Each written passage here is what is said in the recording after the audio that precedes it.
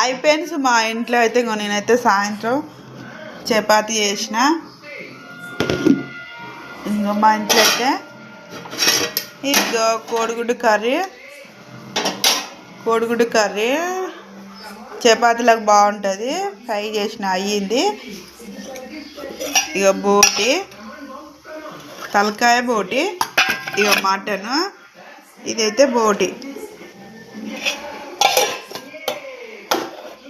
ఇదైతే కోడిగుడ్డు ఫ్రై. వంట అయిన పెన్స్, ఇదైతే అన్నం పెన్స్. ఇది సాయంత్రం అయితే వంట చేసిన. ఇక అన్నం వండిన. ఇదైతే పెరుగు పెన్స్, పెరుగు.